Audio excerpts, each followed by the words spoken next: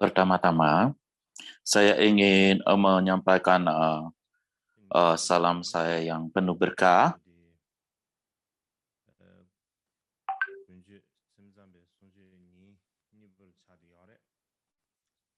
Jadi hari ini adalah merupakan hari kedua daripada pengajaran kita tentang hanya batin semata di pengajaran musim dingin ini.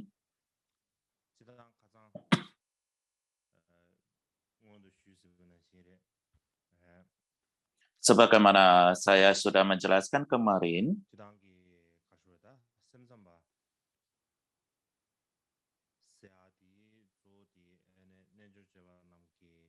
istilah tentang hanya batin semata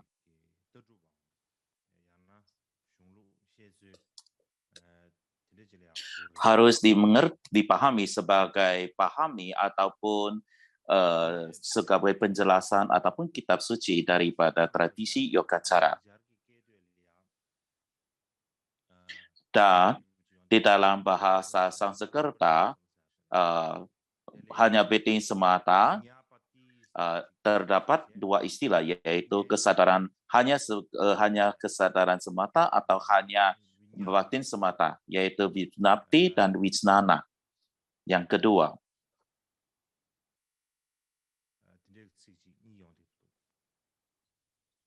jadi terdapat dua istilah dalam bahasa Sanskerta, yaitu Vijnapti dan Vijnana. Jadi ini adalah merupakan makna dasar daripadanya. Jadi arti dasar daripada ini adalah bahwa tidak ada fenomena yang melampaui sang batin. Jadi semuanya adalah merupakan karakter daripada sang batin ataupun hanya berbagai cara sang batin muncul.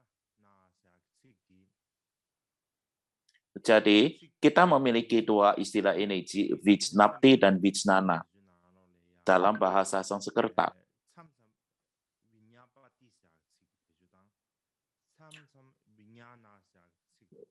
Jadi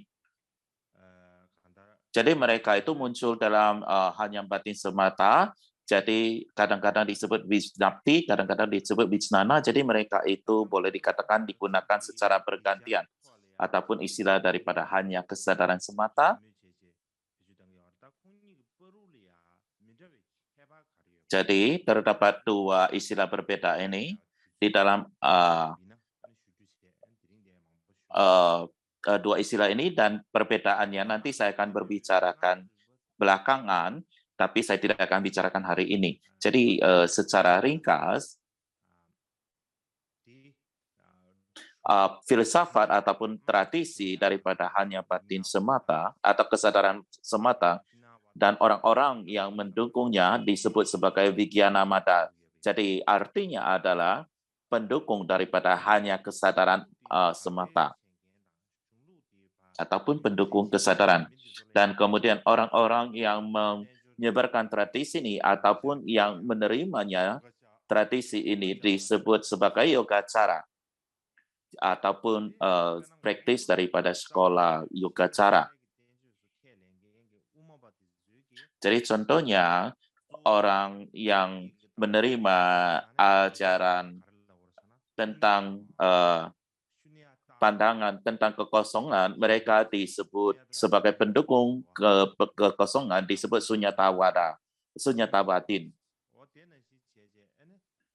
Jadi itu adalah pendukung daripada kekosongan. Jadi sama halnya, jadi Yogacara yang menyatakan bahwa segala sesuatu hanyalah batin semata, dan untuk alasan inilah mereka disebut sebagai pendukung kesadaran only, ataupun yang lain adalah disebut sebagai pendukung daripada kekosongan. Jadi sama halnya terdapat seorang guru besar Cina yang bernama I Ching, dan ia menulis dalam catatan perjalanannya. Saya kemarin menjelaskan ini, dikatakan bahwa terdapat dua sekolah Madhyamika, yang satu adalah Madhyamika, yang satu lagi adalah sekolah yoga. Dan ia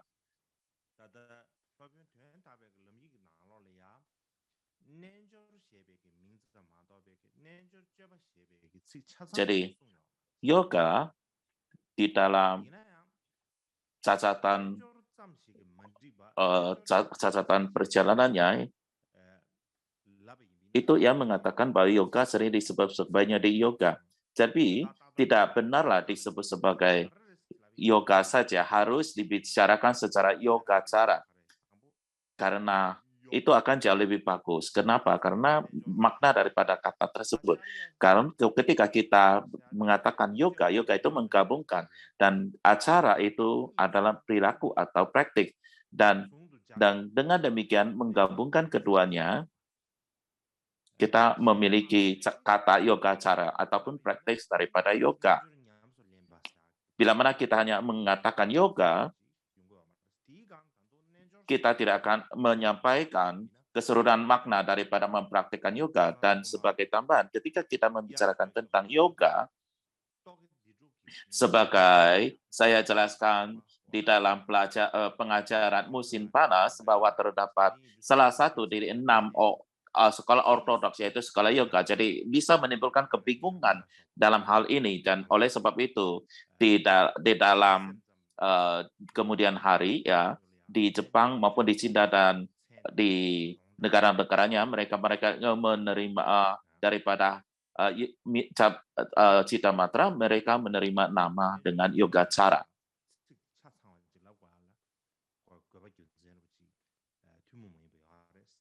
Jadi ini adalah merupakan makna dan juga alasan mengapa menyebutnya sebagai satu kata yang komplit, yaitu Yoga Cara. Jadi ada orang juga mengatakan pendukung daripada hanya batin, pendukungnya mereka juga menyebutkan nama-nama lain seperti Yoga Buddha ataupun yogi daripada hanya batin semata. Jadi terdapat banyak sekali istilah-istilah untuk itu. Jadi seorang cendekiawan dari Jepang, namanya adalah Ikoyama Koitsu, apa yang ia katakannya adalah, dalam yoga cara, pandangan hanya batin semata, di dalam satu perspektif, mereka melestarikan pandangan tentang kekosongan yang diajarkan dalam Sutra Prasamparayita, dan di dalam tambahannya dalam mempertahankan dan melestarikan pandangan tersebut, mereka menegaskan bahwa ada sesuatu yang disebut batin.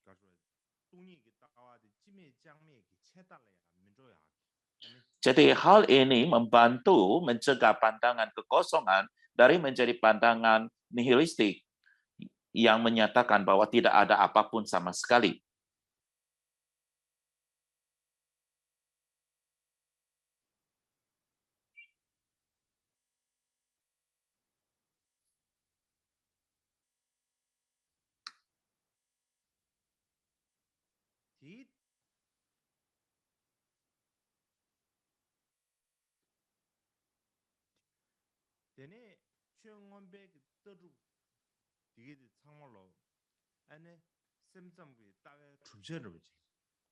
Dan sebagai tambahannya,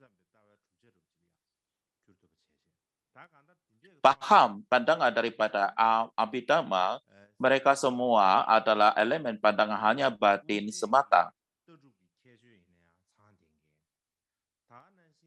Jadi dengan demikian, dalam hal tradisi kitab suci, mereka hanya batin semata memiliki pandangan-pandangan, elemen-elemen daripada Abhidharma, dan oleh karena itulah, maka di dalam hal istilah filsafat literatur, pandangan Citra Mata memiliki pandangan yang sangat tinggi sekali dan juga mempunyai pandangan yang paling lengkap.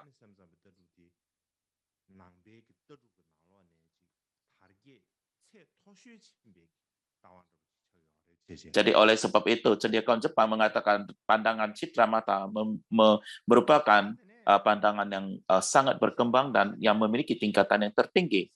Dan berikutnya,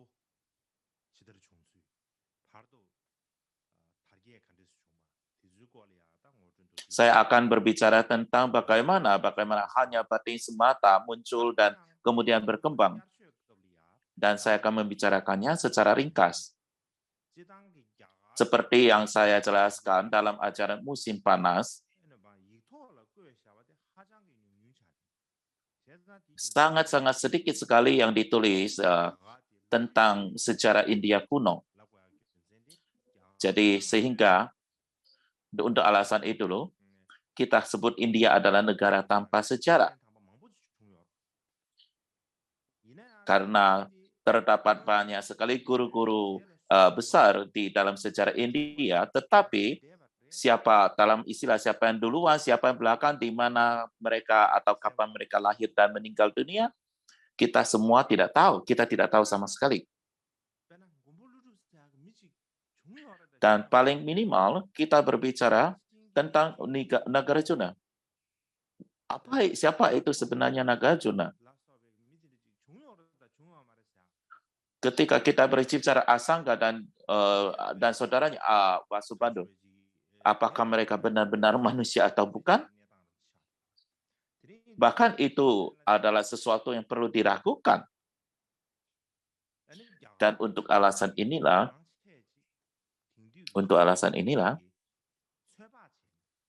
kebanyakan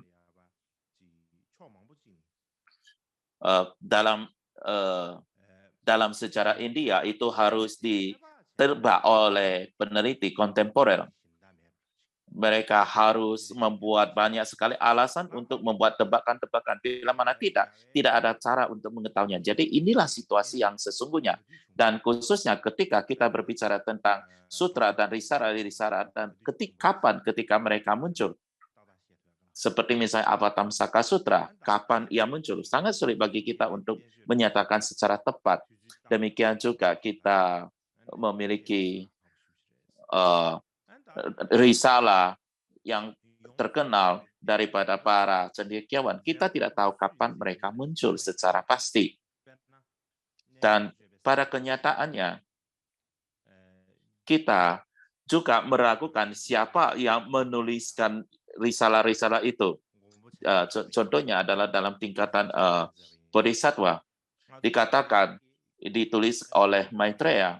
Dan di dalam tradisi Tibetan, itu dalam tradisi Cina, dan di dalam tradisi Tibetan itu ditulis oleh Asangga. Bahkan di sana saja terdapat perbedaan dan juga perselisihan.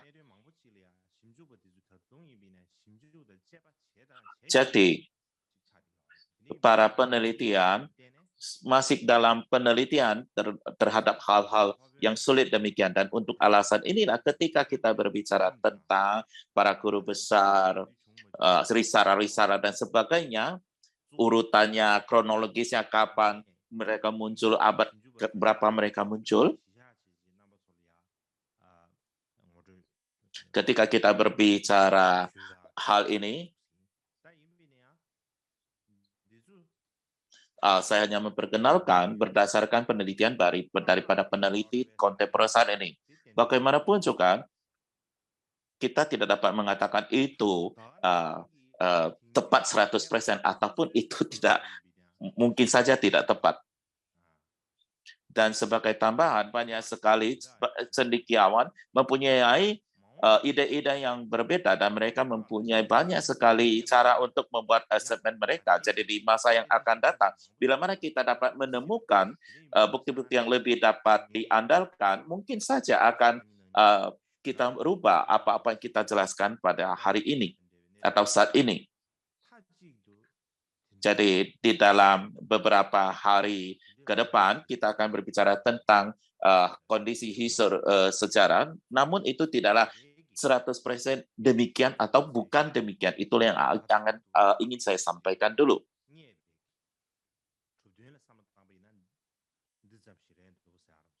Jadi ketika kita berbicara tentang apa yang didirikan oleh para peneliti kontemporer, kita tidak dapat memastikan itu 100% demikian. Jadi kita harus memahami hal ini. Ketika kita berbicara tentang guru-guru besar Citamatra, risara-risaranya, naskah-naskahnya,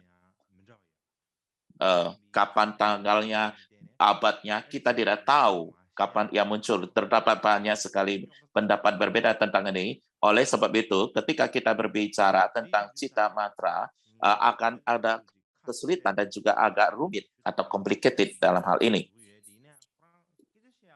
Jadi saya akan mencoba untuk menjelaskannya dengan jelas, tapi karena pada dasarnya memang sangat rumit dan complicated, jadi tidak peduli seberapa saya ingin menjelaskannya dengan murni, jelas, akan tetap terasa sulit. Jadi inilah yang perlu Anda perhatikan.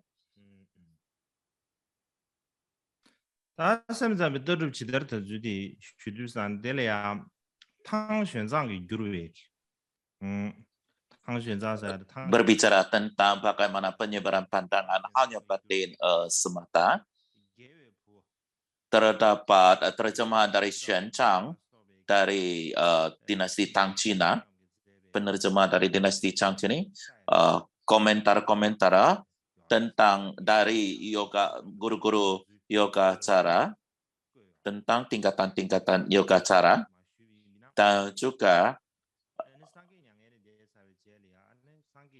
terdapat penjelasan bagaimana pandangan hanya batin semata berkembang secara ringkas.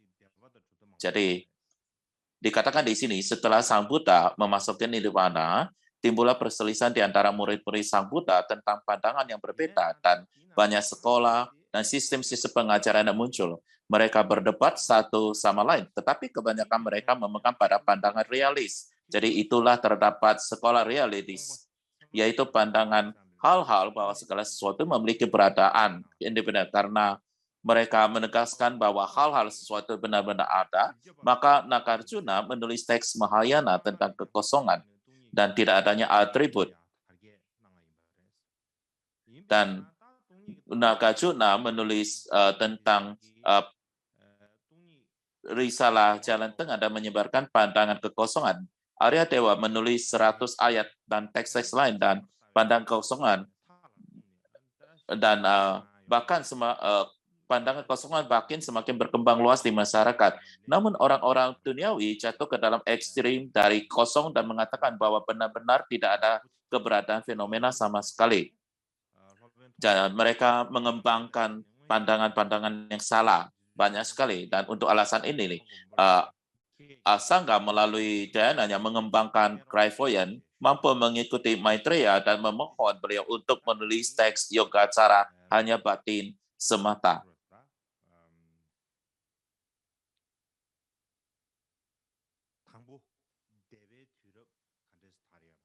Jadi, bagian ini menjelaskan secara singkat bagaimana setelah masa-masa sekolah itu muncul, dan kemudian risalah Jalan Tengah muncul, dan kemudian hanya batin semata menyebar. Jadi ini hanya menjelaskan secara ringkas. Ini adalah kata-kata yang saya terjemahkan dari bahasa Mandarin atau Cina. Saya tidak menerjemahkan secara keseluruhan, tapi hanya maknanya saja. Ketika kita berbicara tentang periode sekolah-sekolah muncul, kemarin itu banyak sekali pandangan-pandangan yang muncul dan prinsip yang muncul. Yang satu adalah Sarvastivada, mereka mengatakan semua itu ada.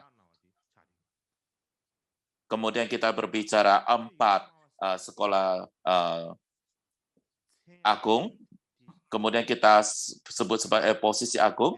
Ketika kita berbicara Sarvastivada, mengatakan bahwa mereka semua itu ada. Bahwa dari namanya saja menjelaskan bahwa sekolah ini menegaskan bahwa semua fenomena memiliki sifat sejati mereka sendiri. Dan kita bisa memahami dari namanya itu juga. Demikian juga mereka membagi semua keberadaan fenomena ini dalam 75 kategori dan menjelaskan masing-masing bahwa memiliki sifat keberadaan sejati ataupun keberadaan hakiki.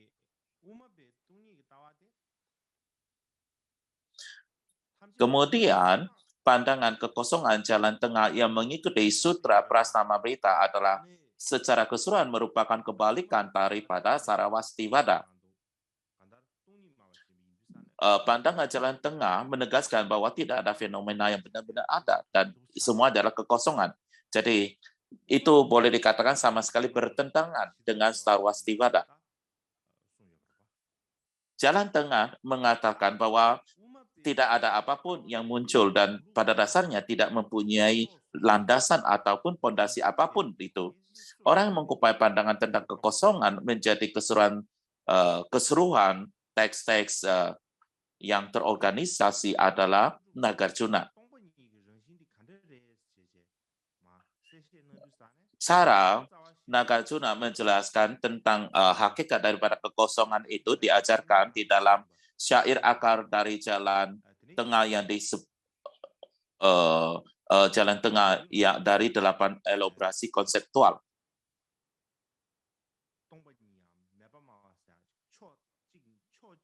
Jadi ketika kita berbicara tentang pendukung daripada kekosongan dan juga pendukungan daripada ketiadaan, dari satu hal kita bisa berbicara bahwa semuanya tidak ada apapun yang muncul, ataupun tidak ada apapun sama sekali.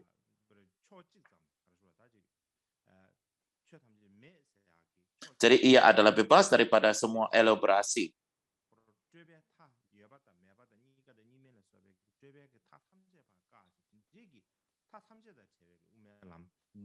Jadi ia bebas daripada semua elaborasi. Jadi itulah yang diusulkan. Jadi kata-kata kita berpikir ketika kita berbicara tentang kekosongan bahwa segala sesuatu adalah tidak ada sama sekali, tetapi bukan seperti itu yang disampaikan. Jadi hakikat sesungguhnya dari semua hal kemungkinan adalah seperti cara jalan tengah menjelaskannya. Mungkin seperti itu, tetapi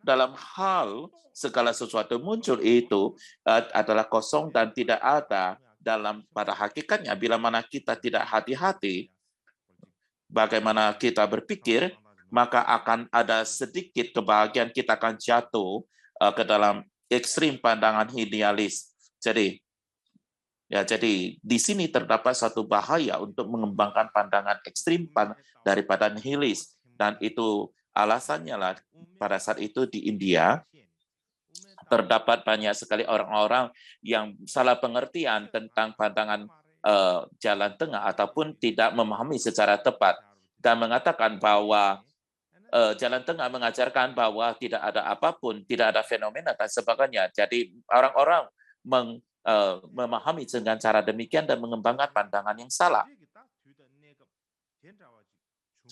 Dan pada saat itu, dalam situasi seperti itu, orang-orang mengembangkan pandangan yang salah demikian ini, apa yang terjadi adalah pandangan hanya batin semata berkembang, dan poin utama daripada pandangan hanya batin semata adalah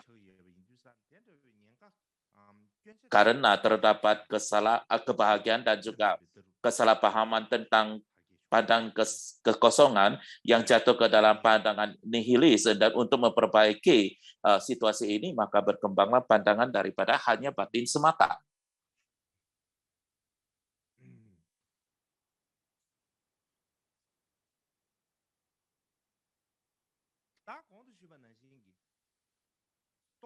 Jadi seperti yang saya jelaskan sebelumnya, jadi kekosongan itu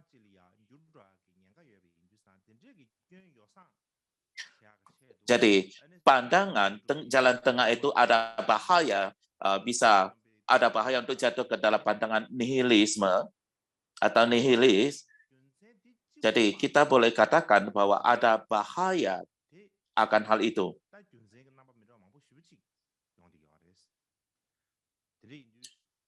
Dan itulah sebabnya menjadi salah satu alasan penyebaran filosofi hanya batin semata. Tetapi ini bukanlah tidak satu-satunya alasan kenapa berkembangnya hanya batin semata. Jadi ada faktor-faktor penting yang dapat kita perhatikan juga tentang penyebaran dari pandangan hanya batin semata itu.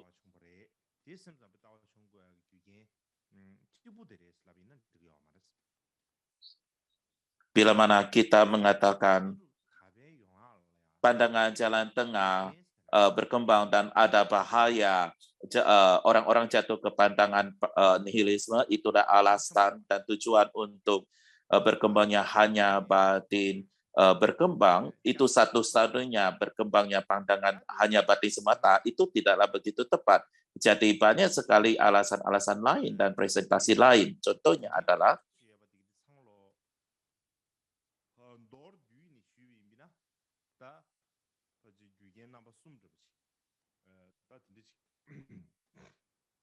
jadi kalau kita mau meringkaskan, pada dasarnya terdapat 3 alasan.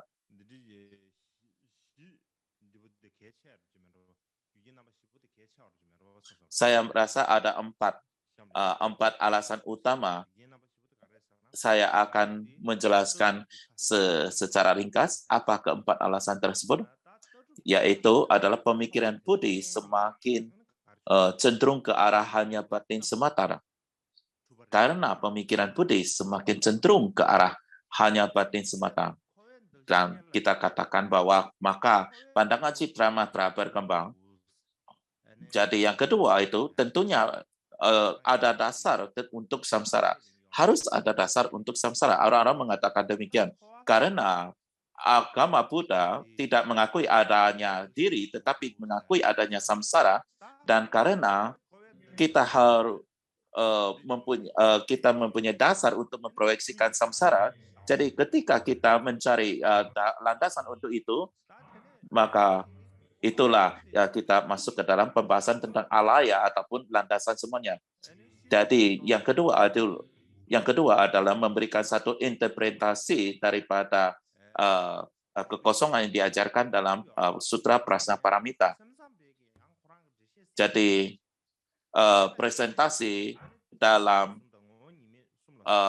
kekosongan yang dijelaskan dalam Prasna Paramita tentunya dijelaskan sangat dalam di dalam pandangan jalan tengah, tetapi Cita Matra menjelaskan dengan sangat jelas, menjelaskan tentang 3 karakteristik dan sebagainya.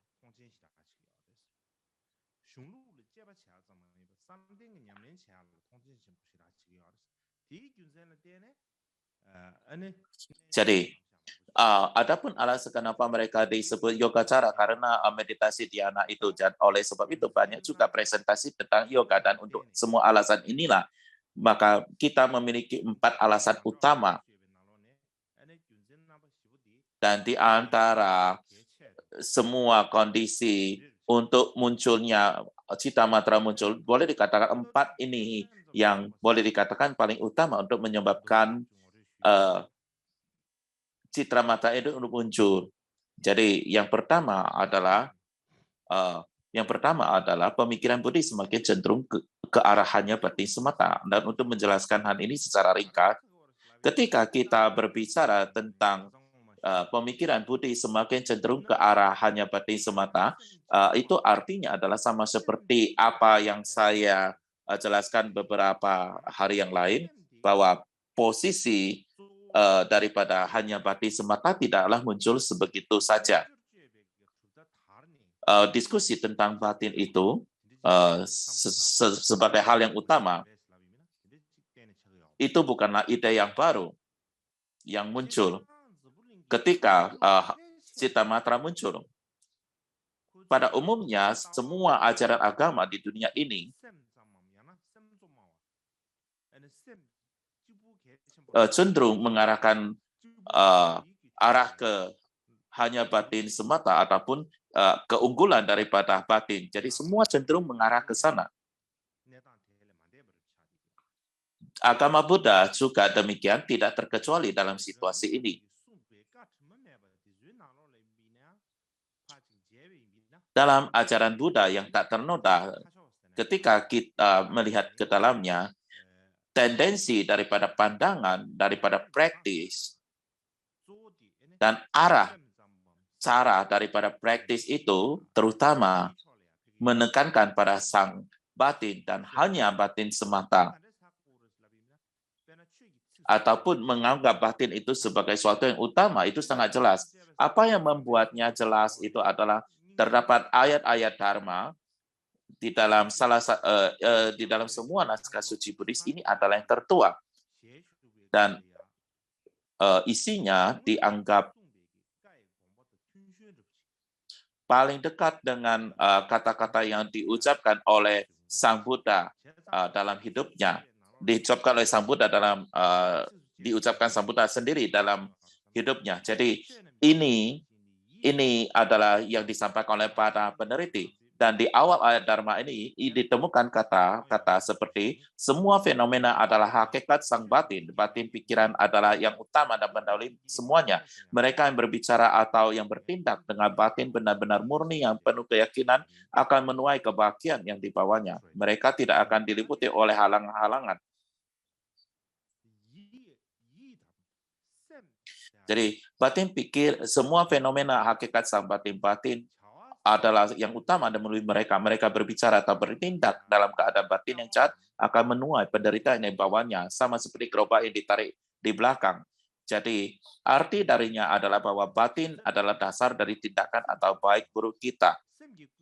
Jadi dalam dasar itu menuju kepada sang batin. Jadi karena motivasi kita yang baik atau buruk itu, maka kita melakukan tindakan baik ataupun tindakan kesalahan.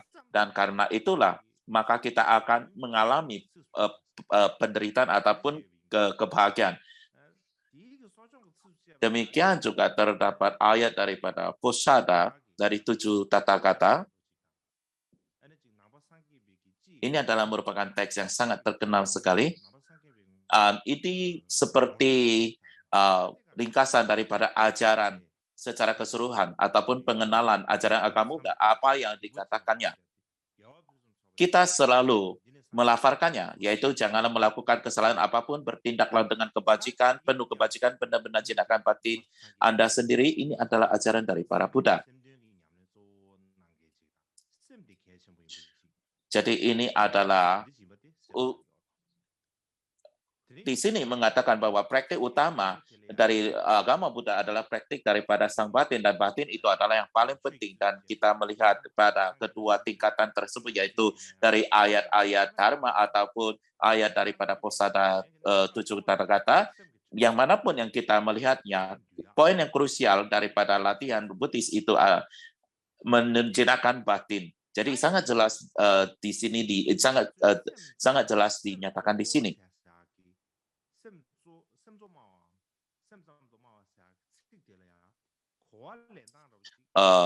Namun ketika kita berusaha memahami arti istilah hanya batin semana, saya rasa terdapat 2 cara berbeda untuk dapat memahaminya. Untuk itu, maka sangat penting bagi kita untuk memikirkan poin berbeda dari poin yang penting dari kedua hal yang berbeda tersebut.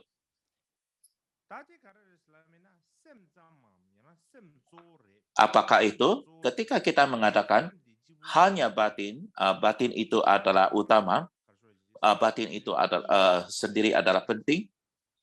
Terdapat 2 pemahaman yang muncul dari sini. Yang pertama itu adalah bahwa apakah kita melakukan kebajikan, kesalahan, mengalami kesenangan, rasa sakit, dan hasilnya itu semuanya itu terjadi karena berbagai keadaan daripada batin ataupun kondisi batin.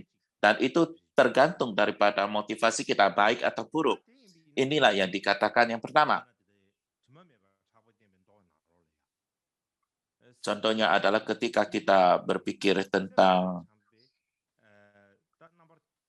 Sutra dari Vimalakirti, karena batin ternoda, maka makhluk hidup ternoda. Bila mana kita memurnikan batin, maka makhluk hidup termurnikan.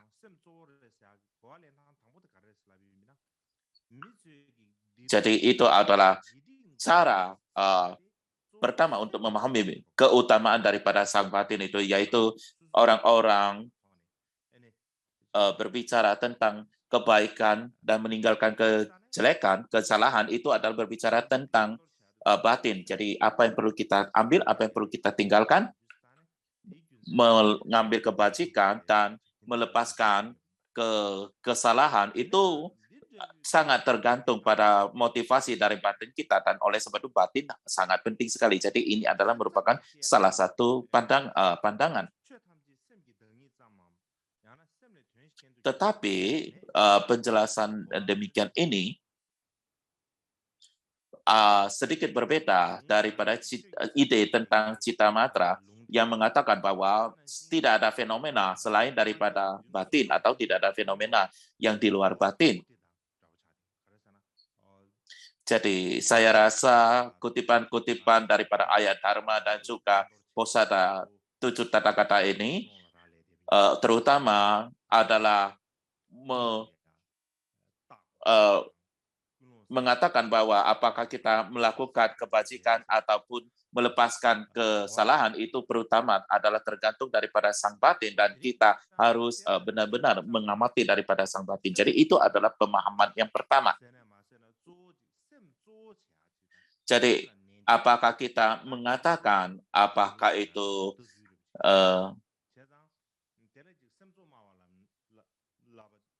jadi ini adalah merupakan kutipan mengenai pentingnya daripada sang batin.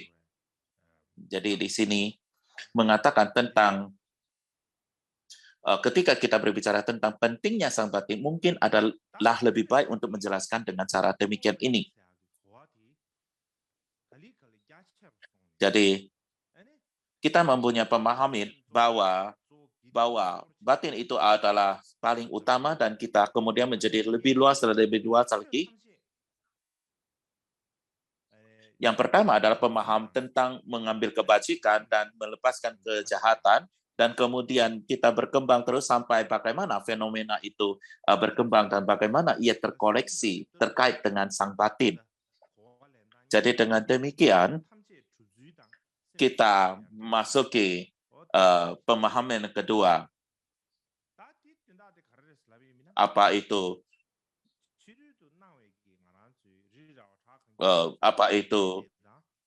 batin terkait dengan fenomena. Di sini mengatakan bahwa dunia-dunia eksternal seperti rumah, gunung, dan sebagainya, dengan batin di dalam diri kita itu semuanya adalah terkait.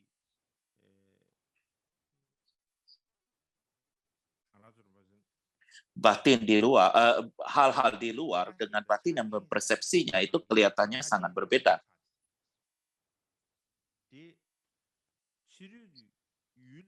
Jadi kelihatannya terdapat bagian-bagian terpisah secara keseluruhan. Jadi semua penampakan di luar seperti rumah, gunung, dan sebagainya, itu semua adalah merupakan bagian daripada batin, hanya pemunculan daripada sang batin. Jadi ini adalah pemahaman yang kedua. Jadi pemahaman kedua itu adalah semua fenomena itu adalah muncul dari batin ataupun diciptakan oleh sang batin. Dan di dalam Sutra Avatamsaka terdapat bab yang disebut bab diajarkan di ayat. Dan demikian juga dari sutra tingkat 10 yang di sini mempunyai ketikam yang sangat penting sekali. Kedua itu menciptakan ide yang kedua, yaitu bahwa segala fenomena itu diciptakan oleh batin dan diciptakan oleh batin. Terutama Avatamsaka Sutra, di dalam bab tersebut dikatakan bahwasannya dan juga terdapat sutra dari 10 tingkatan. Jadi ini merupakan menjadi sumber utama yang utama untuk mendukung pandangan tersebut. Contohnya adalah dari Sutra Avatamsaka dikatakan bahwa batin adalah seperti seorang seniman. Sang batin membuat skanda. Semua dunia ini ada di alam semesta adalah dilukis oleh sang batin. Dan dalam sutra 10 level atau 10 tingkat mengatakan untuk 3 alam kehidupan ini adalah hanya batin semata. Kata-kata menggambar apa itu 12 mata rantai dari yang menjadi. Beliau mengatakan bahwa mereka semua tinggal di dalam satu batin. Satu batin. Jadi sama halnya batin itu dapat menciptakan semua manifestasi. Semua itu diciptakan dan dibuat oleh sang batin. Semua yang ada di dunia ini. Jadi ia adalah sama seperti seniman yang menciptakan lukisan yang berbeda. dalam sutra sutra 10 tingkat bahwa segala sesuatu juga merupakan ciptaan daripada sang batin dan 12 mata rantai itu juga merupakan hasil daripada batin. Oleh sebab itu, boleh dikatakan bahwa segala sesuatu itu adalah muncul daripada batin. Ia tidak melampaui daripada batin. Ia tidak melampaui karakteristik daripada sang mental. Jadi, dan untuk alasan inilah, mereka mengajarkan bahwa mereka hanyalah batin semata, hanyalah kesadaran semata. Banyak risalah hanya batin semata kemudian sering mengutip kedua bagian ini sebagai sumber kitab suci untuk hanya batin sebagainya. Jadi, mereka menganggap ini adalah sebagai kutipan yang sangat penting sekali. Jadi seberapa kita berbicara tentang atau bertanya bagaimana dua ayat ini berpengaruh pada Cita Matra, itu sudah luar biasa sekali. Ia mempunyai pengaruh yang sangat besar sekali untuk Cita Matra dan juga mengembangkan literaturnya. Literatur daripada hanya batin semata. Jadi bila mana kita dapat mengingat kedua ayat tersebut, maka akan sangat bermanfaat bagi kita. Saat ini kita akan istirahat 30 menit.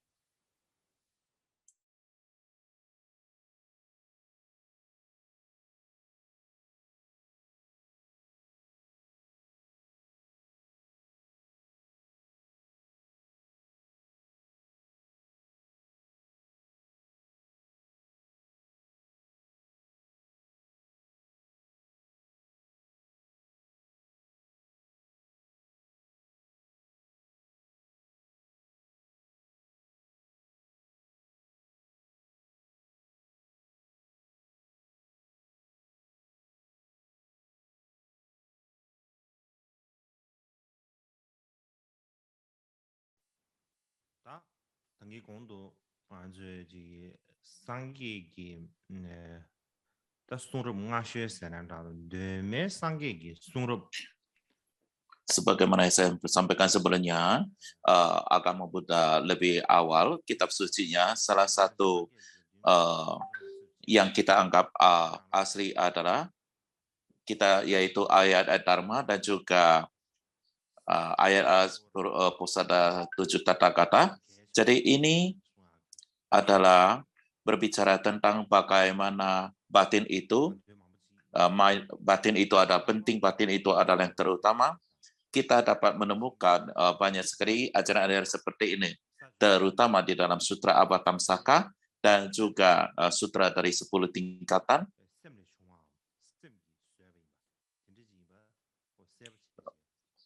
Terdapat bagian-bagian yang menjelaskan bahwa semua fenomena itu adalah batin dan mereka itu muncul daripada sang batin. Tidak hanya itu, bahkan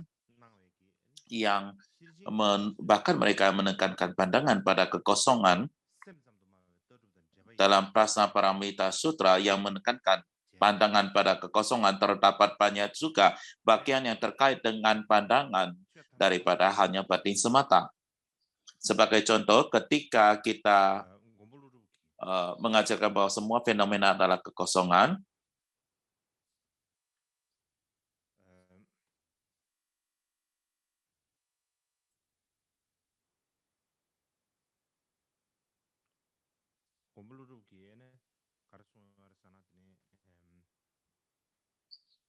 kita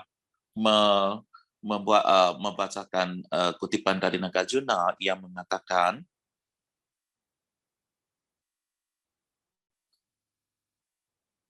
lihat di layar ya.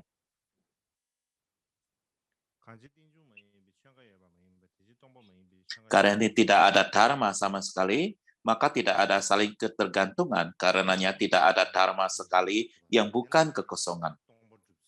Jadi itu membuktikan bahwa karena segala sesuatu adalah ketergantungan, maka mereka tidak mempunyai hakikat, dan karena itulah mereka adalah kosong. Ini adalah merupakan sesuatu yang khusus untuk Nagarjuna. Namun di dalam prasangka paramita itu sendiri mempunyai cara yang lebih sederhana untuk dapat kita katakan.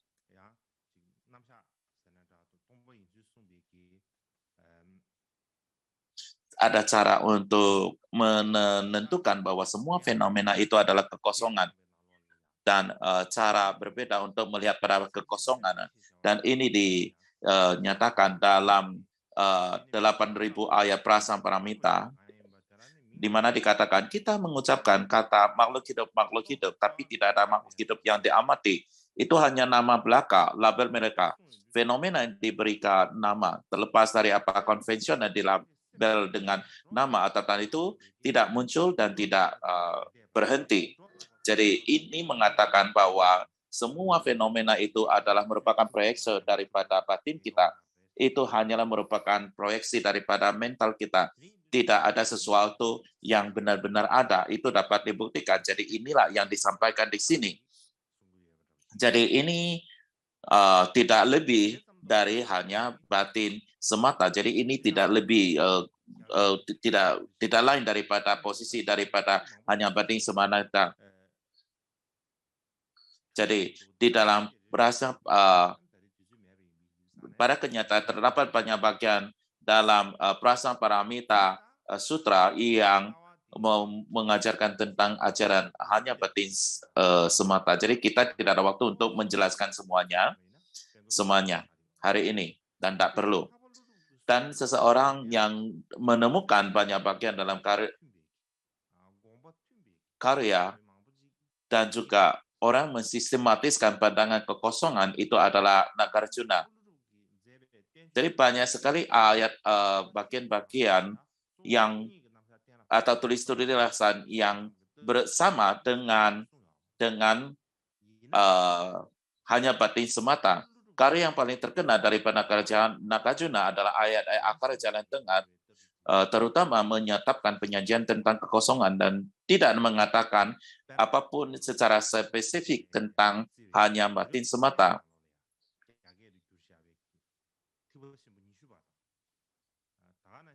Ada salah satu teks yang diterjemahkan pada abad ke-10 ke dalam bahasa Cina, yaitu 20 ayat Mahayana dan 60 ayat benaran. Keduanya berbicara tentang hanya batin semata. Di dalam Tenjur Timet, ada juga diterjemahkan ke dalam Tenjur. Apa yang disampaikan adalah 20 ayat adalah semua ini hanyalah batin semata. Jadi mereka berdiam laksana ilusi. Jadi kita benar-benar memiliki teks Sanskrit yang ada tentang hal ini. Jadi apa yang dikatakan adalah semua ini hanyalah batin semata. Jadi cita matra. Jadi cita itu adalah batin. Cita itu adalah citra matra ini adalah hanya batin semata. Jadi di dalam bahasa Sanskerta adalah demikian. Dan dari 60 ayat terdapat kutipan lain.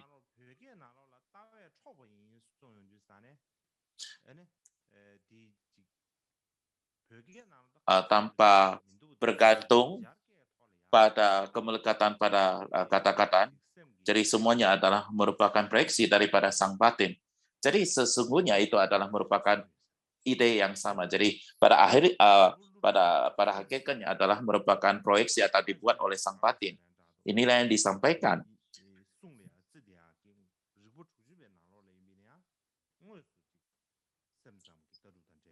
Bahkan teks yang ditulis oleh Nagarjuna seperti 60 ayat sesungguhnya mengajarkan pandangan daripada hanya batin semata.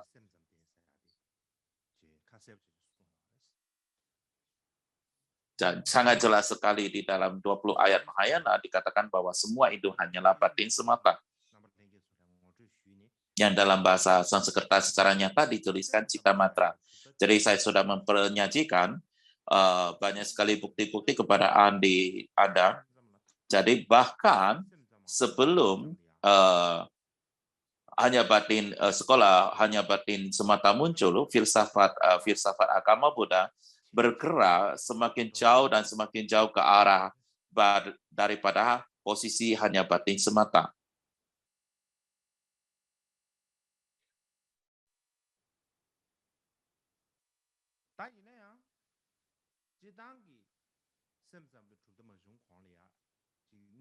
Namun bagaimanapun juga, bahkan sebelum Citamatra muncul,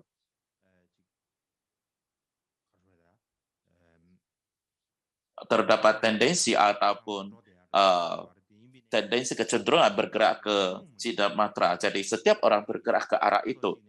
Tetapi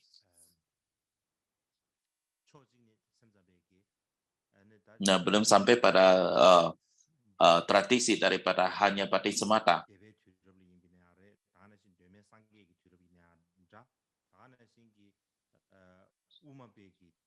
Jadi kita melihat sejarahnya ada masa sekolah-sekolah, terus kemudian penyebaran jalan tengah.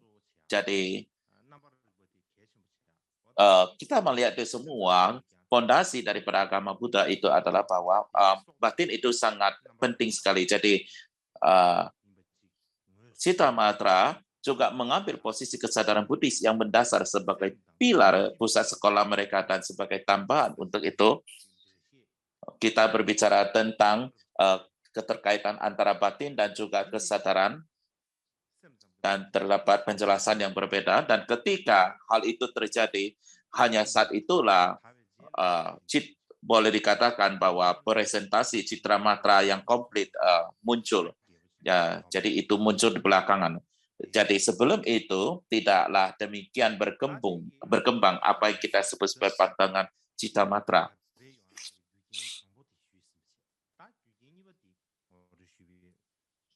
Jadi itu adalah kondisi pertama daripada munculnya daripada Citamatra. Jadi kita berbicara tentang kondisi kedua munculnya Citamatra ini.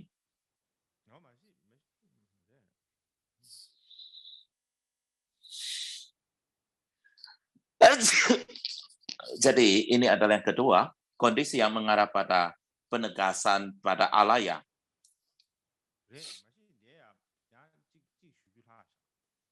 Ataupun landasan daripada samsara. Jadi ada sesuatu yang perlu saya sampaikan di sini. Dalam pandangan Citamatra, ia tidak hanya mengatakan bahwa batin itu paling penting, tetapi ia juga berbicara tentang alaya, kesadaran daripada semuanya. Jadi ini adalah merupakan presentasi yang sangat penting sekali dalam Citamatra. Jadi ketika kita berbicara tentang alaya ini adalah merupakan satu landasan kognisi yang sangat halus, sangat terus. Dan ia terus bergerak di tingkatan yang sangat dalam, dan jadi ia adalah merupakan koneksi halus yang terus-menerus bergerak di tingkat batin yang sangat mendalam.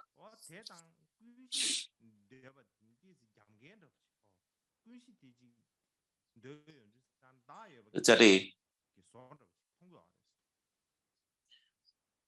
ketika kita mengatakan bahwa Buddhis itu menyatakan tanpa diri, bila kita melihat penegasan alaya secara dangkal, ini kelihatannya berdendang dengan pernyataan Buddhis ini. Jadi, apa alasan menerima ataupun menegaskan tentang alaya ini? Apa alasannya? Poinnya adalah di dalam ajaran Buddha kita berbicara tentang 3 atau 4 segel, 3 segel, 4 segel. Umumnya kita berbicara tentang 4 segel, ada juga mengatakan 3 segel. Tetapi bagaimanapun juga ada di dalam 4 segel itu dikatakan bahwa semua fenomena adalah kosong dan tanpa diri. Kok tanpa diri itu adalah anatma. Anatma adalah seperti gagasan dasar bagi agama Buddha.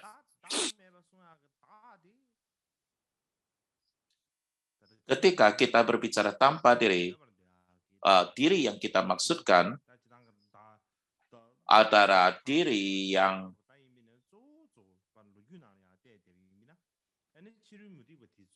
yang dinyatakan oleh sekolah-sekolah non-Buddhis seperti Hindu. Jadi banyak sekali cara-cara untuk membicarakan tentang diri, tetapi pada dasarnya kita maksudkan adalah diri. Anak itu adalah diri yang permanen dan tunggal. Jadi inilah yang kita sebut sebagai diri, yaitu permanen, tunggal, mandiri. Inilah yang inilah yang disanggah oleh pada agama Buddha, bahwa tidak ada diri yang permanen, tunggal, dan mandiri.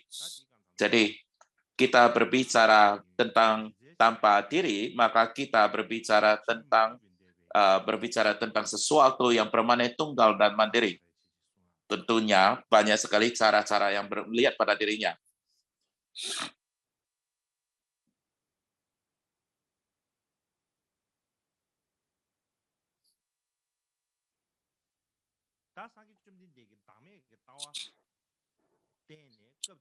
Jadi kita berbicara ketika Buddha mengajarkan pandangan tentang pandangan diri, pandangan tanpa diri, pada saat itu ia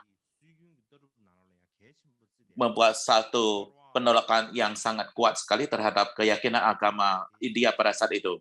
Tetapi juga terdapat satu presentasi daripada pandangan tradisional India, samsara. Ia menerima pandangan daripada samsara ini. Jadi satu sisi, ia tidak menerima adanya diri yang diterima oleh non-Buddhis, tetapi di satu sisi yang lain, ia menerima samsara. Ya, dinyatakan oleh Hindu itu, ia mengatakan itu memang ada. Jadi,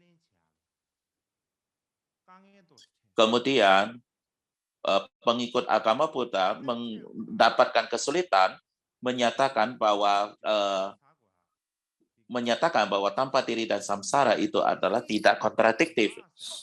Pertanyaan besar di sini adalah, bila mana tidak ada diri yang mandiri, tidak ada diri yang sesungguhnya, lalu siapa yang berputar tanpa berhenti untuk satu saat pun, yang berputar di alam samsara? Siapa yang berputar di samsara ini? Kita tidak dapat menemukan siapapun yang berputar di samsara bila mana tidak ada diri.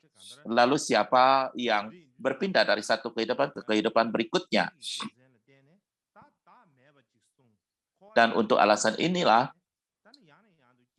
kita mengatakan bahwa tidak ada diri tetapi ada samsara. Jadi siapa yang berlanjut dari saat ke saat secara berkelanjutan?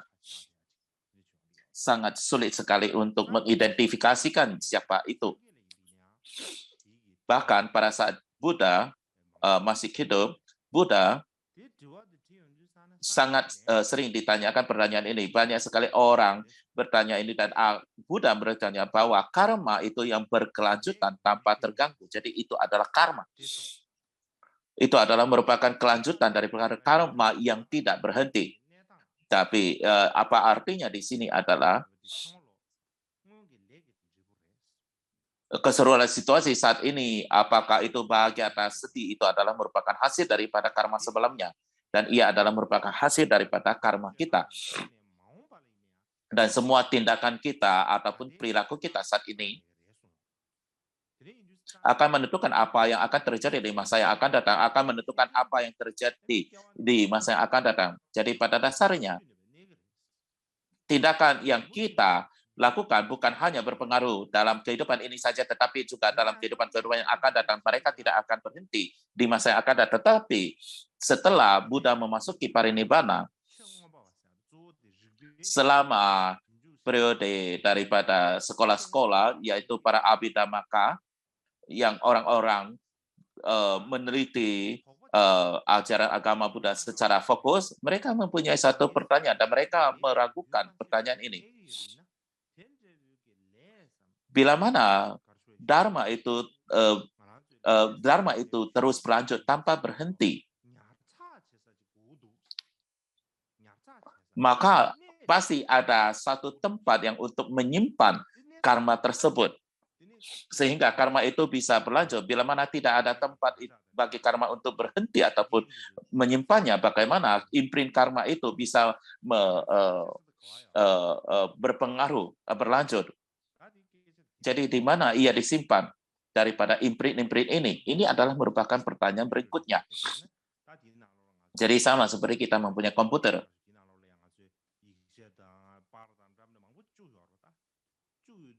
Kita mempunyai sedemikian banyak dokumen, video, gambar, dan semua kita dapat menyimpannya di dalamnya. Jadi di dalam komputer, kita mempunyai sesuatu yang untuk menyimpannya. Bila mana kita tidak ada tempat untuk menyimpannya, tidak peduli seberapa banyak hal-hal yang kita tambahkan, itu tidak akan bisa disimpan. Mereka tidak akan menyimpan tersimpan di sana, akan kehilangan jadi di situ.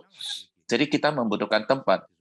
Jadi bila mana kita mempunyai tempat untuk menyimpannya, maka kita bisa menambahkan video, dokumen, dan sebagainya. Jadi kita mempunyai satu tempat untuk menyimpannya. Bila mana kita tidak mempunyai tempat menyimpan yang cukup besar, terlalu banyak dokumen yang ada,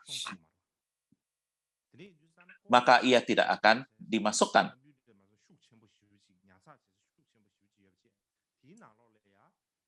Jadi benar-benar kita membutuhkan satu komputer yang sangat besar dan sangat kapasitas yang cukup besar untuk memasukkan semua dokumen, gambar, dan sebagainya di dalamnya.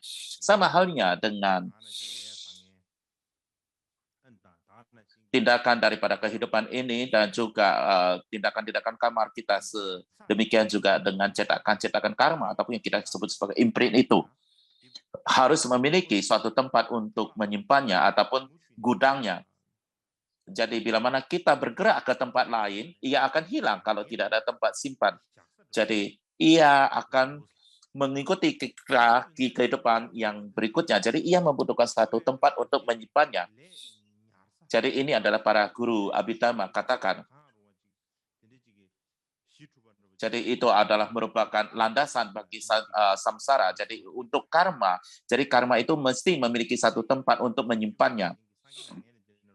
Jadi inilah yang dipikirkan mereka. Jadi seperti yang saya katakan sebelumnya, kira-kira 100 tahun setelah Sang Buddha mangkat, Sangha terjadi perpecahan menjadi dua kelompok. Dan kedua itu, satu adalah Stati Viravada dan yang satu lagi adalah Mahasanghika. Dari keduanya, yang lebih memiliki bentuk Mahayana itu, tentunya pada saat itu belum ada Mahayana, tetapi ketika Anda melihatnya saat ini, yang lebih memiliki bentuk Mahayana itu adalah Mahasanghika, sekolah atau sekolah Sanghika. Jadi Mahasanghika benar-benar tertarik terutama dalam masalah pembebasan dan Stati Viravada lebih tertarik pada samsara. Dan karena inilah, karena mereka lebih tertarik pada samsara, mereka berpikir bahwa harus ada satu landasan untuk samsara ini, apakah itu tubuh atau apakah itu sadaran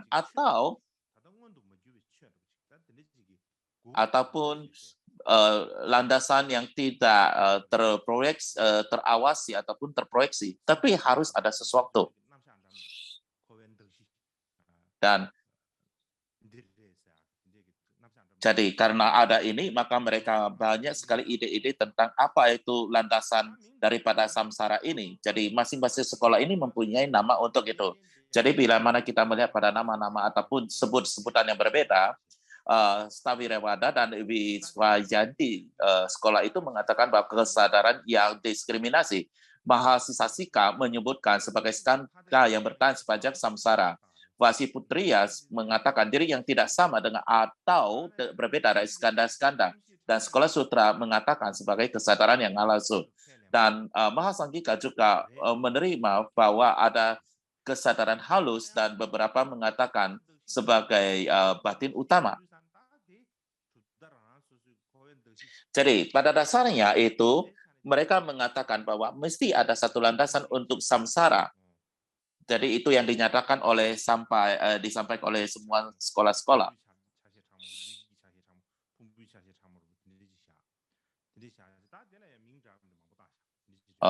Ada yang mengatakan bahwa itu mungkin adalah aspek daripada batin dan sebagai skanda dan sebagainya, dan mereka memberikan nama-nama yang berbeda untuk itu.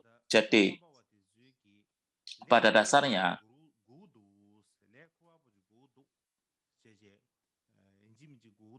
para guru Abhidhamma mengatakan bahwa mesti ada sesuatu yang membawa karma, sesuatu yang mampu membawa karma. Lalu apa itu karma? Karma itu bukanlah sesuatu kognisi, juga bukan materi. Itu adalah sesuatu yang aneh. Ia bukan kognisi, itu bukan materi, ya, bukan satu dengan yang lainnya.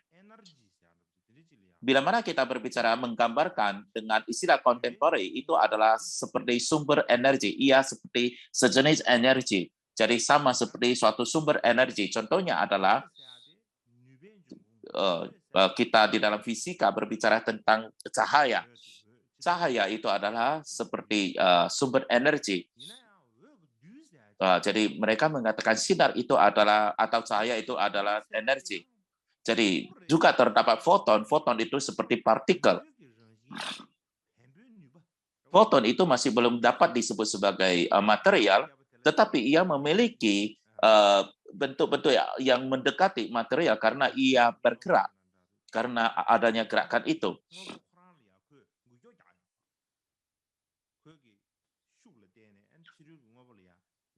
Jadi ia bergerak keluar atau eksternal. Karena ia ada energi, maka ia dapat mempengaruhi hal-hal eksternal. Bila mana tidak terdapat material atau energi dan manifestasi material, maka tidak akan terefeksi daripada energi itu. Jadi dalam satu sisi kita mengatakan bahwa sinar itu adalah cahaya, tetapi kita melihat juga cahaya itu adalah ada fotonnya, dan foton itu memiliki suatu bentuk yang agak menyerupai material.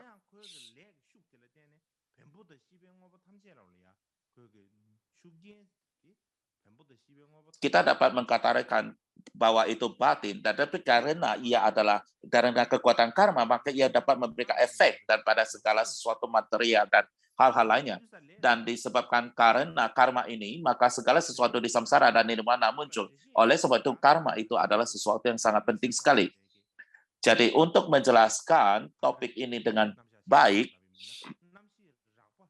Citamatra presentasi yang dibuatnya adalah bahwa terdapat 6 kesadaran kasar, dan pasti ada satu kesadaran yang lebih dalam dan lebih halus daripada semua itu. Jadi ini adalah seperti gudang untuk karma. Bila mana kita memiliki gudang untuk karma, maka kita dapat bisa menjelaskan dengan baik tentang karma ini. Jadi itulah kita sebabnya berbicara tentang alaya ataupun kesadaran semua landasan. Saya akan berbicara tentang kesadaran semua landasan atau alaya ini lebih detail nantinya, bukan dari hari ini.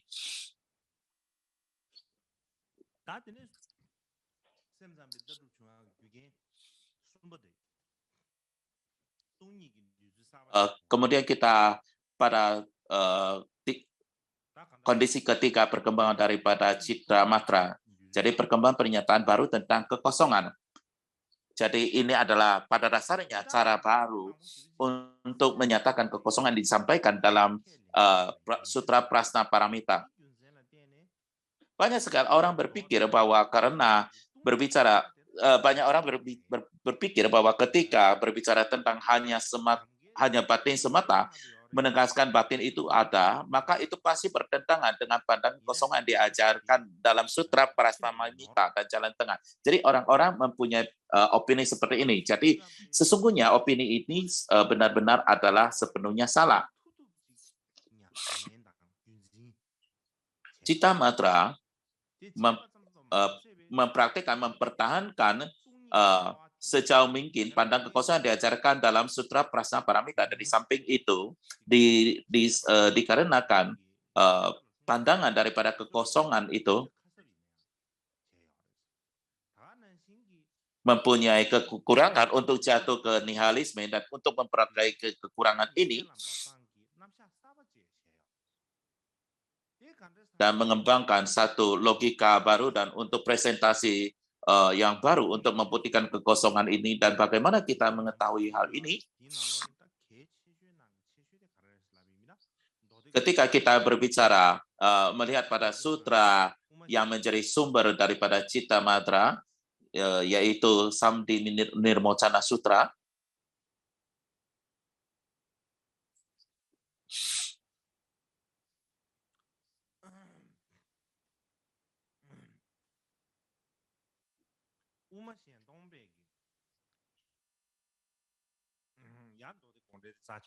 pandangan jalan tengah Sendong juga menganggap sutra ini sangat-sangat penting sekali.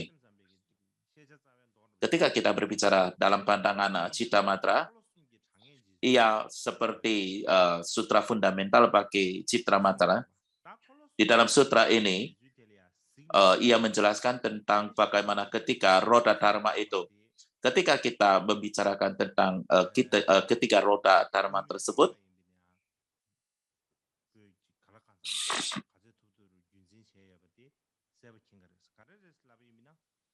kita dapat melihat bagaimana Cittamatra mempertahankan dan melestarikan pandangan kekosongan yang diajarkan oleh jalan tengah. Kita berbicara tentang dharma yang diajarkan oleh Buddha yang mengikuti 3 tingkatan atau 3 periode, disebabkan karena murid-murid yang berbeda. Banyak yang berbicara tentang dengan cara-cara yang berbeda. Ada yang berbicara tentang periode. Yang pertama adalah Buddha pertama memutar roda dharma pertama, kedua, dan ketiga. Dan dengan demikian maka terdapat tiga periode perputaran roda dharma. Ada juga orang menganggapnya sebagai menghitungnya yang lebih awal atau lebih belakangan, tetapi ada yang mengatakan tidak demikian pembagiannya.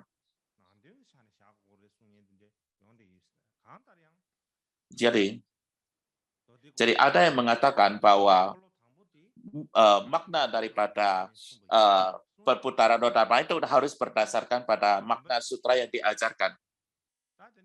Jadi bagaimanapun juga ajaran tentang 4 ajaran mulia sebagai roda pertama itu adalah diajarkan para siswa kendaraan pendengar atau Prajaka Buddha. Dan roda kedua adalah mengajarkan pada siswa Mahayana. Jadi bagaimana diajarkannya? Jadi Chuan Xianzhang menjelaskan di dalam roda dharma kedua, Tang Xuanzhang menjelaskan di dalam roda dharma kedua, ia mengajarkan kekosongan secara implisit, dan roda ketiga dharma diajarkan kekosongan secara eksplisit. Jadi ini adalah cara beliau ini adalah berbeda dengan cara kita menjelaskan dalam tradisi Tibetan. Jadi bagaimanapun juga, roda kedua itu diajarkan untuk Mahayana, jadi ia mengajarkan tentang kekosongan. Dikatakan bahwa semua fenomena adalah tanpa esensi, tidak dilahirkan tanpa henti, pada dasarnya dalam keadaan damai dan secara hakikat dalam keadaan nirvana. Dan dalam roda ketiga dikatakan bahwa siswa untuk semua kendaraan. Dan ajarannya adalah sama dengan yang kedua, semua fenomena adalah tanpa esensi, tidak dilahirkan tanpa henti, sejak awal dalam keadaan damai dan secara hakikat adalah dalam keadaan nirvana. Jadi itu adalah sama. Jadi yang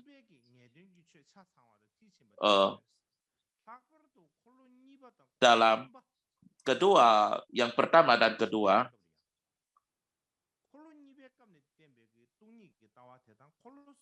jadi di dalam pandangan daripada Cittamatra dikatakan di roda ketiga, makna definitif bukanlah pada 2 roda pertama, tetapi roda ketiga memang mengajarkan makna definitif yang lebih lengkap dan sepenuhnya.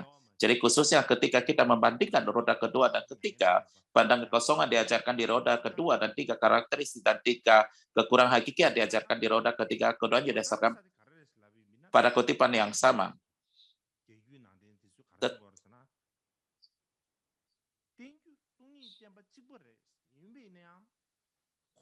Jadi mereka mengajarkan hal yang sama. Jadi mereka adalah sama mengajarkan tentang kekosongan. Apa yang diajarkan di Kasane itu adalah yang kedua adalah implisit dan secara ekspresif diajarkan secara eksplisit di ketiga. Jadi caranya mengajarkan adalah berbeda, tetapi apa yang diajarkan adalah sama. Dengan demikian, maka pandangan daripada roda kedua dan ketiga secara implisit dan eksplisit ajaran itu sebenarnya adalah sama. Isi ajarannya adalah sama. Dan para cendekiawan mengatakan bahwa itu adalah sama dan perbedaannya adalah ada yang mengajarkan secara implisit, ada yang secara mengajarkan secara eksplisit. Dan kita akan menjelaskan apa yang dimaksud dengan diajarkan secara implisit dan eksplisit secara detail.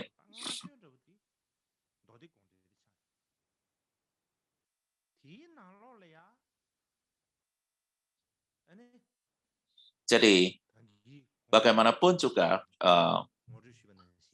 di Nirocana Sutra ini dianggap sebagai sutra yang awal untuk hanya batin semata. Jadi sama seperti yang saya ajarkan sebelumnya, fenomena tanpa esen dan tanpa berhenti. Jadi ini adalah sama seperti dalam ajaran roda 2 dan ketiga. Dan karena mengajarkan hal yang sama, pandangan Citamatra juga mempertahankan ajaran tentang kekosongan ini. Caranya berbeda, tetapi pandangannya itu adalah menyatakan kekosongan. Inilah yang diajarkan mereka.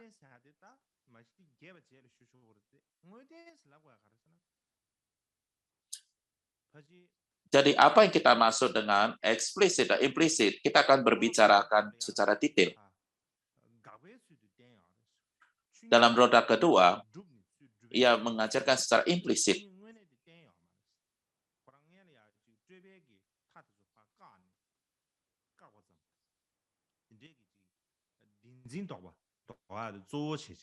Ia tidak membuktikan, tetapi ia alih-alih hanya menolak semua halang-halang tetapi itu. Jadi itulah yang disebut sebagai implisit.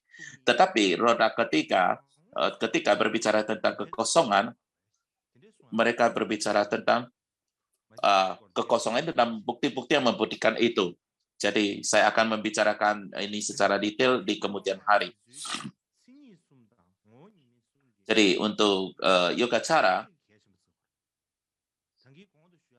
mereka menganggap prestatis daripada 3 karakteristik dan 3 kekurangan esensi adalah sangat penting sekali, dan sama halnya dengan alaya adalah sesuatu yang sangat penting sekali, dan demikian juga dengan 3 karakteristik dan 3 kekurangan esensi adalah sama pentingnya dengan presentasi daripada alaya itu. Jadi penyajian daripada 3 karakteristik dan 3 kekurangan esensi adalah terutama cara berbeda menjelaskan pandangan kekosongan diajarkan dalam Sutra Prasaparamita. Lalu bagaimana kita mengetahuinya? Berikutnya saya akan memberikan kutipan daripada naskah-naskah risara-risara yang berbeda. Kita melihat kutipan-kutipan daripada sutra, maka kita mungkin akan lebih bisa memahaminya. Yang pertama adalah Prasaparamita Sutra. Dikatakan Sariputra, ketika seorang bodhisattva Mahasatwa sedang mempraktekkan kebijaksanaan melampaui, sang bodhisattva tidak melihat, tidak memiliki keterikatan, dan demikian ia tidak memiliki keterikatan. Jadi ini adalah merupakan kutipan yang sangat panjang sekali.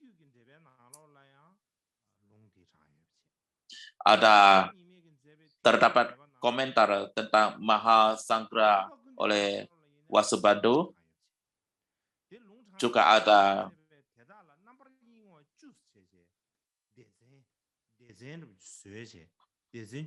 jadi di sini mereka menjelaskan dengan 2 dalam bagian. Mereka meringkasnya sebagai 10 gangguan yang dijelaskan oleh 3 karakteristik. Jadi mereka menjelaskannya dalam 3 karakteristik. Demikian juga terdapat komentar tentang 400 syair dari guru besar Dhamaraksita dalam bahasa Cina. Kita tidak memiliki dalam bahasa Tibet. Ini juga mengutip kutipan dari Prasaparamita. Karena yang mulia Sariputra, bentuk adalah kosong dari hakikat, yang kosong dari hakikat tidak muncul dan tidak binasa. Dalam apa yang tidak muncul dan tidak bisa, tidak ada yang lain selain yang berdiam. Perasaan, konsepsi, formasi, dan kesadaran adalah kosong dari hakikatnya. Jadi ini adalah menjelaskan risalah daripada citra mata dalam 3 karakteristik.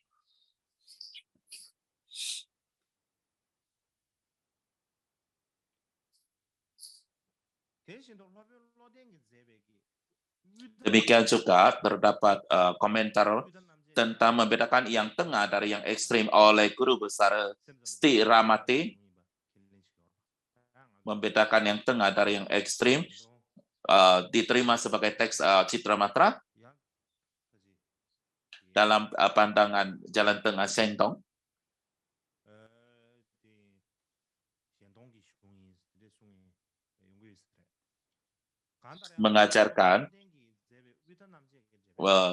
Mengajarkan itu adalah teks Sentong.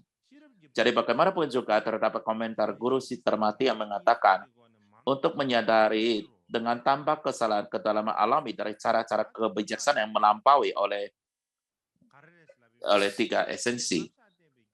Maknanya adalah tujuan ataupun alasan mengajarkan 3 karakteristik adalah untuk menyadari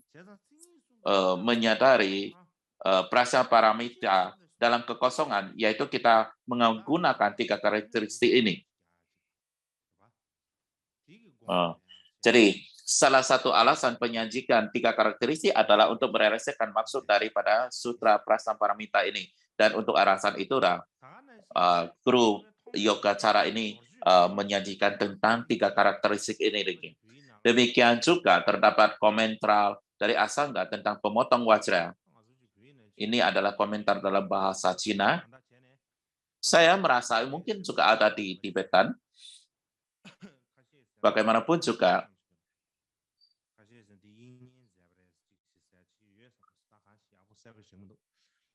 komentar tentang Sutra Pemotongan Wajah oleh Sangha, dan ini pada dasarnya menjelaskan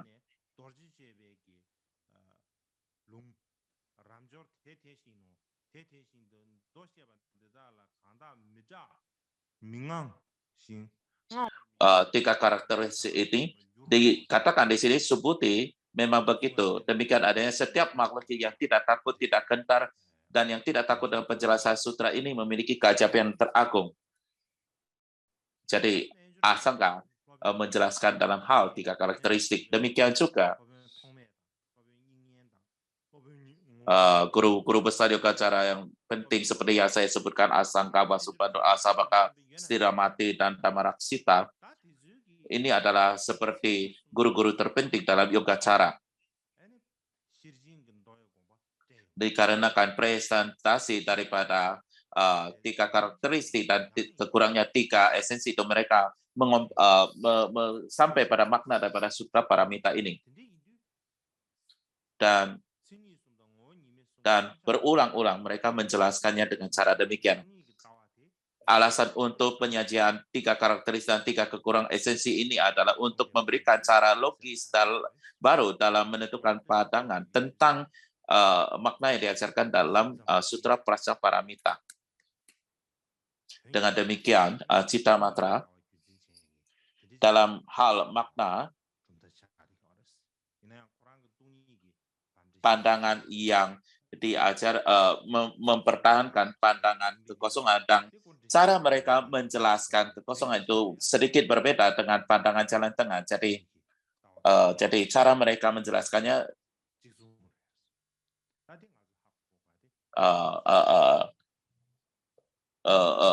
dalam aktualitas, mereka menegaskan tentang kekosongan. Jadi ini yang perlu kita perhatikan. Saya rasa ini cukup untuk hari ini. Saya rasa walaupun masih ada waktu kita.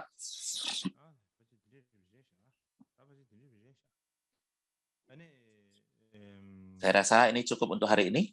Berikutnya.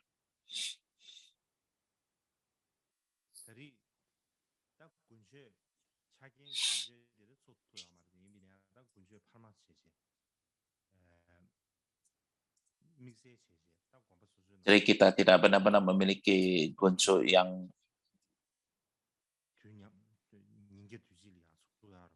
gonco untuk seda-seda berbeda.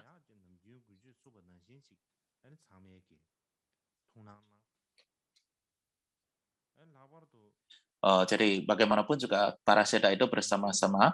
Jadi di dalam kaji gonco, setiap orang harusnya tertarik di dalamnya,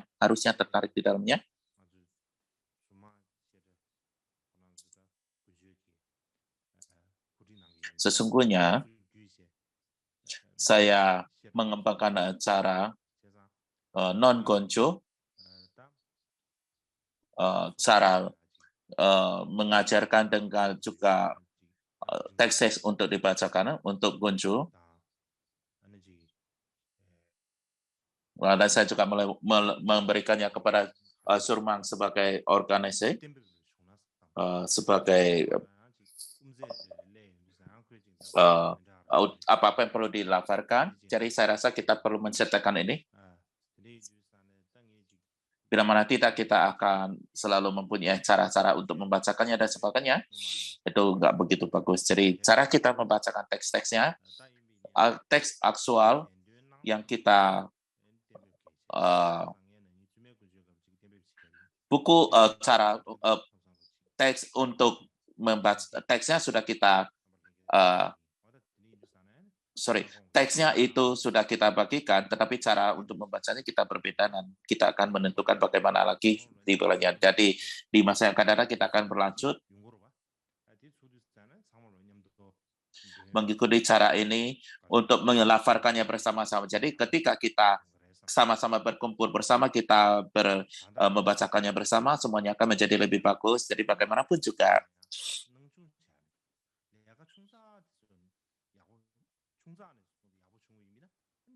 ada hal-hal yang kita anggap, jangan menganggap hal kecil itu tidak penting. Bila mana hal-hal kecil tidak berjalan dengan baik, maka hal besar juga tidak akan berjalan dengan baik. Jadi bila mana kita tidak memperhatikan hal kecil, maka hal-hal yang lain juga kita tidak akan dapat mempertahankannya. Dan semuanya tidak akan menjadi baik.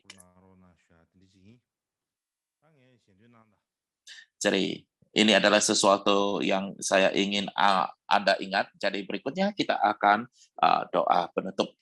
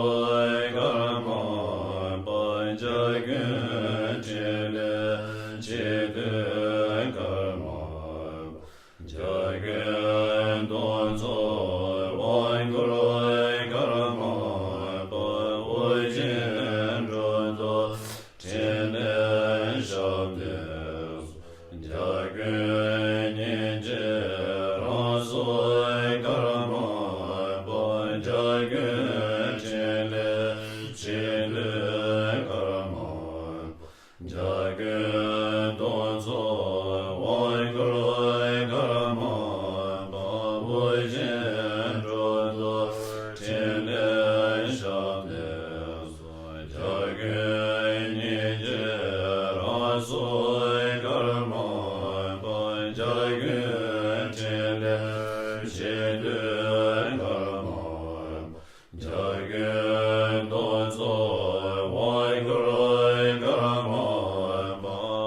jen rondo chen le shab de